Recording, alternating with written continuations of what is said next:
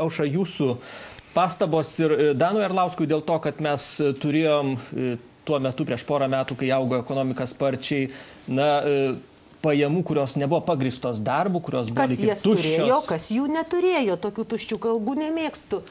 Ponas Darlauskas turbūt jų turėjo, bet, pavyzdžiui, mano kolegos mokytojai jų neturėjo, nes dirbo už algą 1000 litų. Tai tais laikais tai iš vis buvo. Mano Vilniaus universiteto docentės alga buvo 1300, jūs turbūt patvirtinsit, profesoriau, taip, panašios algos mūsų buvo.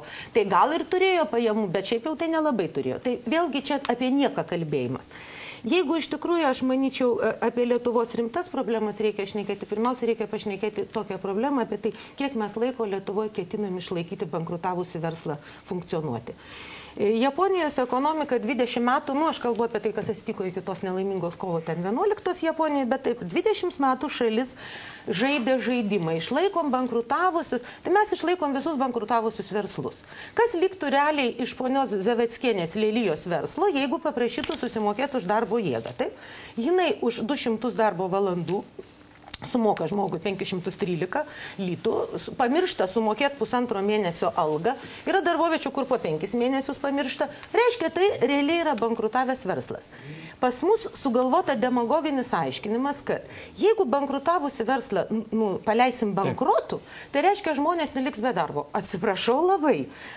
Gal vieną kartą pradėkime šitoj šaly statyti iš tikrųjų nebe socializmą ir lankstyti invalidus intelektualinius ir visokius, o leiskime daryti verslą tiem, kurie sugeba. Tai kol yra visa sistema remia neefektyvų verslą, pavyzdžiui, ką iš tikrųjų reiškia minimalus Lietuvos atlyginimas? Minimalų atlyginimą Lietuvoje gauna apie beveik 20% žmonių. Iš šitų 20%, 10% minimalų atlyginimą gauna už pilną darbo laiką. Tai vat man visą laiką Seimo nariam kelis kart prašiau, bet mane kad nepasako skaičiaus. Kiek iš šitų žmonių, kurie dirba 8 valandas per dieną, tai yra visą krūvį, kiek iš tikrųjų tų žmonių yra išlaikomi socialinės šalpos sistemos? Kiek šitų žmonių valgo tik todėl, kad jų vaikai gauna nemokamą maistą, šildymo sąskaitą? Kas iš tikrųjų? Tai reiškia, kad šitas visas Zaveckienės, ten tas visas ponės ir tokių verslininkų pilni kampučiai, iš tikrųjų išlaiko socialinę šalpos sistemą. Laukit, jūs norit pasakyti, didelė dalis šitos valstybės verslo yra de facto bankrutavus? Be abejo, tie, kurie nesugeba žmonėms užmokėti kainos, kad tas žmogus išgyventų ir jam reikia socialinės šalpos. Tai kai šitas verslininkas perka automobilį, taip, jisgi nesako, žinote, aš čia mano verslas toks nedidelis, aš šitą mašiną pirksiu 1/3 kainos, kitą jūs man pridurkite. Nors jie ir šitą daro, todėl kad Lietuvos verslininkai yra paremti ES pinigais. Tai įrangą jie įsigyja iš ES, jos biški paremė, taip, o iš kitos pusės jos paremė Lietuvos mokesčių mokėtojai per socialinę šalpos sistemą. Ne visus, kurie gauna tą, nes pusė tų žmonių, kurie gauna tos 800, iš tikrųjų gauna už nepilną darbo dieną. Tai čia kita problema. Bet tie, kurie dirbo pas ponę Zaveckienę, reikia dirbti, kad gautum 513 iš viso 1,4. Bet, šeštadienis 2. Ir nieko teismas nustato, kad ponia Zaveckienė kalta, bet kadangi ponia Zaveckienė yra senyvo amžiaus, taip, senyvo amžiaus sukčiuvienė, taip, tai vietoj maksimalios baudos už tokį tyčiojimas iš žmonių 10 000 jai duoda 7,5 tūkstančio. Suprantate, iš tikrųjų, va čia yra Seimui ir klausimas, kiek iš tikrųjų realiai mūsų socialinės šalpos sistema per šildymo kompensacijas, per pagalbą vaikams, nemokamus pietus ir taip toliau. Aš specialiai rajonuose pradėjau domėtis. Vaikučiai gauna jūsų mokykloje pietus. Kiek šitų vaikučių tėveliai dirba? Yra daug bedarbių vaikučių, suprantu. Tada mes paremėm žmonės. Bet yra dirbantis visą ir sako, šitas verslas bankrutuos, neliks darbo vietų. Tai kaip jos atsiras? Kitas dalykas, mes leidžiame būti tokioms pseudo verslams, jokio vakarietiškoje knygoje negirdėta verslo forma. Bet kur nors, kas nors man parodys, aš iš karto koks pavyzdys pseudo verslo liudijimas. Kas čia per verslo formą? Leidimas koks nors ten, kokią nors smūgiai sudaliau taip, bet čia nėra verslo. Verslo vadovėliuose tokios verslo, beje, kolegos tai nesugalvoja. Po trumpų reklamos pranešimų mes grįšim į karštą vakarą, mėginsim aiškintis, kadagi pajusim krizės pabaigą. Likit su Baltijos televizija.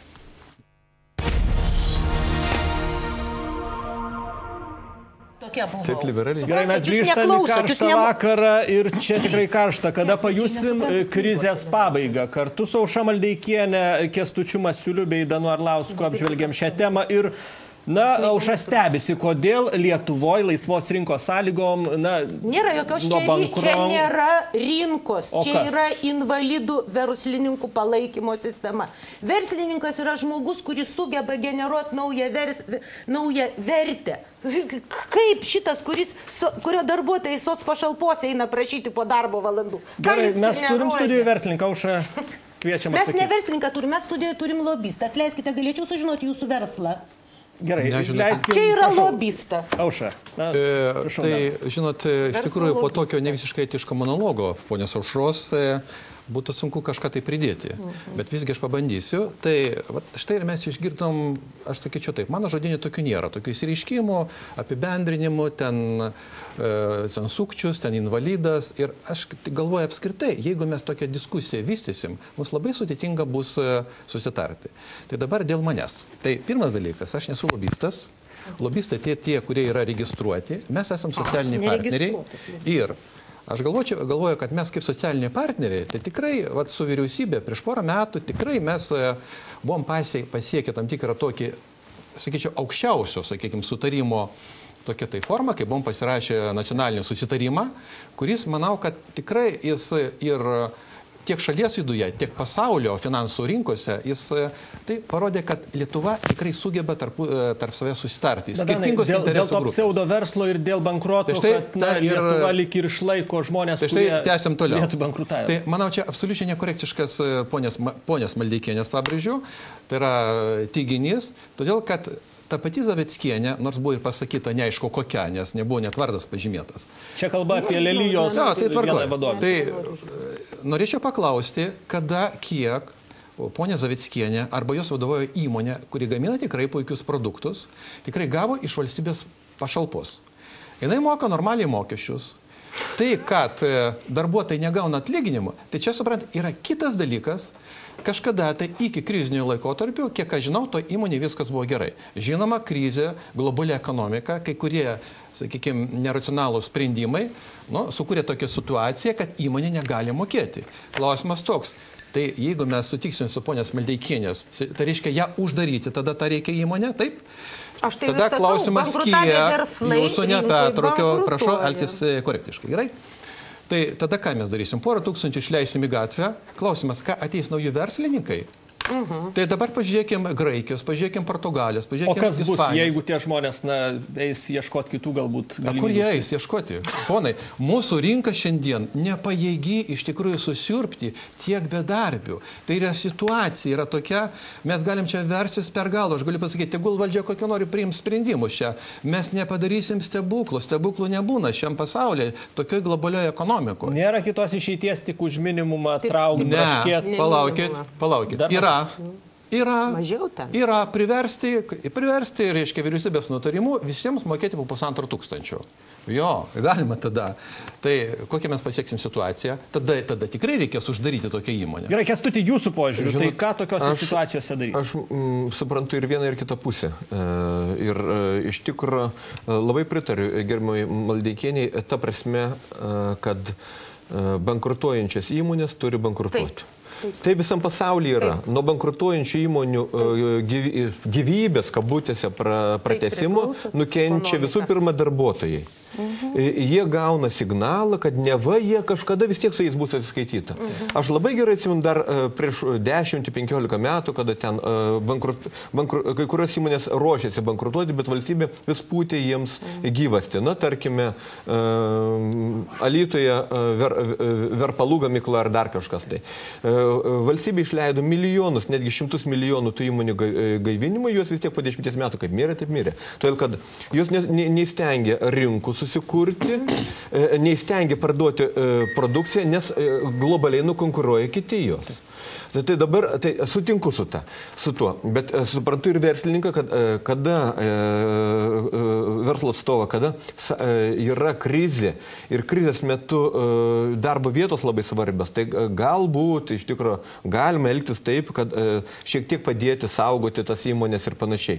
Bet principas turėtų būti toksai, kad jeigu įmonė artėja į bankrotą, tai jinai turėtų kiek galint anksčiau susidurti su bankrotu. Ką tai reiškia? Šitokia neypatingai prasiskolinusią įmonę yra šansas, kad nupirks tas, kas sugeba dirbti efektyviai. Žiūrėkit, bet grįžkim gal prie temos. Tomas Delfyje rašo, kada žmonės pajus ekonomikos atsigavimą. Tada, kai nuėjęs į parduotuvę pirksi ne tai, kas išeina, o tai, kas patinka. Tada, kai žiūrėsi ne televizorių, o galėsi nueiti į kiną, teatrą ar koncertą. Tada, kai gavus algą, nereikės galvoti ar sumokėti pirmiau už butą, o gal nusipirkti maisto. Tada, kai mūsų valdžia pradės dirbti ne savo Lietuvai. Na, daugiau dalykų parašyta, tai Aušra, kaip jūs, Tomo, štai refleksijas. Aš taip ir neišgirdau atsakymo, koks jau ten yra pono Arlausko verslas, nes kiek aš žinau, tą verslą tai 20 metų lobistų dirba, palaiko demagogiją. Dabar, jeigu grįžtame į situaciją 90 metus, yra vadovėlinės tiesos, 1990 metų. Jungtinės Amerikos valstijos turi daug labai problemų, panašiai tokio padidumo biudžeto krizė kaip ir dabar.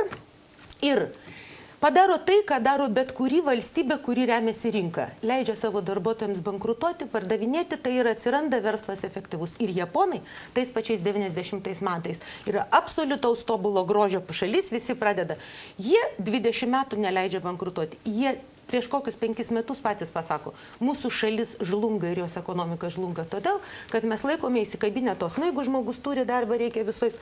Iš tiesų, Lietuvoje yra truputį sudėtingesnė situacija. Bet sako, tie žmonės prapuls, na, kur jie prapuls? O gal prapuls verslininkai tikrieji, kai Zavatskienės yra užėmusios vietas, jeigu save gerbintis verslininkas. Man labai patiko Šiaulių Tauro direktoriaus frazė. Joks padorus verslininkas, cituoju iš Delfio mintinai, joks padorus verslininkas šiais laikais nemoka žmogui mažiau 1500, tarkim 1003, todėl kad už mažiau šitoj šaly žmogus nepavalgė. Apibendrinant mūsų pokalbį, labai trumpai, jūsų visų noriu klausti, tai kada Lietuvos žmonės pajus krizės pabaigą? Kada prasidės būti rinka, kada iš tiesų jums pradės mokėti pagal jūsų darbą. Ir dar demagogija varinėja. Irgi, suprantate, yra iš tikrųjų, kodėl lietuvius kvailina? Todėl, kad neskaitė ne vienas ekonomikos vadovėlių. Ekonomikos vadovėlių parašė, darbo našumas Lietuvoje 2 kart mažesnis negu Europoje ir negu Amerikoje dar daugiau. Bet ne todėl, kad blogai žmonės dirba, o kad nėra teisminės aplinkos, nėra bankroto procedūro, nėra galimybės išmušti. Tai yra vadovėlis. Kestutis, jūsų atsakymas, kada pajus? Mano atsakymas būtų labai paprastas. Iš tikrųjų, situacija pagerės, kai mes nesivadovausim emociniam nuostatom, kai mes nekaltinsim vieni kitų ir nedarysim įsišokėliškų pareiškimų, o kada iš tikrųjų sugebėsim gerbti vienas kito nuomonę ir pirmiausia gerbti vienas kitą. Ir sugebėsim tada šitą mūsų energiją. Tiek darbuotojai, tiek darbdaviai, tiek politikai tikrai, matyti vieną kryptimį eiti. Gerai, žinot, mes čia nagrinėjom daugiau tokią sunkią situaciją, bet yra ir teigiamų dalykų, poslinkių ir tą žmonės pastebi. Nedarbas mažėja, dirbančiųjų 16 000 daugiau per pereitą ketvirtį, laisvų darbo vietų 54% šį mėnesį padidėjo, įdarbintas asmenų 51% padidėjo ir panašiai.